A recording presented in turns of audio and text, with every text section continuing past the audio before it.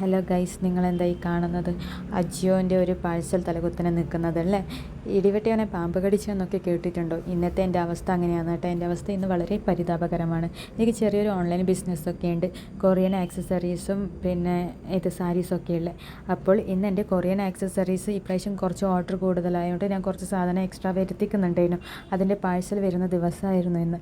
ഞാൻ വിചാരിച്ച് പാഴ്സൽ അന്നേരം ഡെലിവറി പേഴ്സൺ ഇന്ന് വന്നപ്പം എൻ്റെ ഹസ്ബൻഡിൻ്റെ എന്തോ അജിയോൻ്റെ പാഴ്സലാണെന്ന് വെച്ചിട്ട് ഞാൻ വാങ്ങി വെച്ചു. കാരണം ഹസ്ബൻഡ് ഇടയ്ക്കിടയ്ക്ക് വാങ്ങുന്നതുകൊണ്ട് ഞാനൊന്നും ചോദിക്കാണ്ട് വാങ്ങി അങ്ങ് വെച്ച്. എനിക്കെപ്പോൾ കൊണ്ടുതരുന്ന ഡെലിവറി പേഴ്സണാണ്.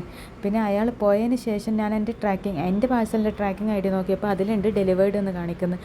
അപ്പോഴാണ് എനിക്ക് മനസ്സിലായത് ഇത് പാഴ്സൽ അങ്ങോട്ടും ഇങ്ങോട്ടും മാറി. അയ്യോ, ആകെ പ്രോബ്ലമായി. ഇതാണെങ്കിൽ ഞാൻ അഡ്രസ്സ് നോക്കിയപ്പം വേറെ ആരെയോ അഡ്രസ്സാണ്, വേറെ ഏതോ സ്ഥലത്തെ അഡ്രസ്സാണ്. അപ്പോൾ എൻ്റെ പാഴ്സൽ എവിടെയെങ്കിലും പോയോ എന്നറിയില്ല. ഇതിപ്പോൾ എനിക്ക് കിട്ടിയത് വേറെ ആരോ അഡ്രസ്സാണ്. പക്ഷേ എൻ്റെ ട്രാക്കിംഗ് ഐ ഡിയിൽ ഡെലിവേർഡ് എന്ന് കാണിച്ചിട്ട് ഇനിയിപ്പോൾ ഞാൻ എങ്ങനെ അടുത്ത ആഴ്ച അടുത്ത ആഴ്ച ഞാൻ എൻ്റെ സാധനങ്ങൾ കസ്റ്റമർക്ക് ഡെലിവേർഡ് ചെയ്യും? ആകെ പണി കിട്ടിയിട്ടില്ലേ ഗൈസ്. അപ്പോൾ എല്ലാവരും സബ്സ്ക്രൈബ് ചെയ്യണേ, ലൈക്ക് ചെയ്യണേ, ഷെയർ ചെയ്യണേ, കമൻറ്റ് ചെയ്യണേ.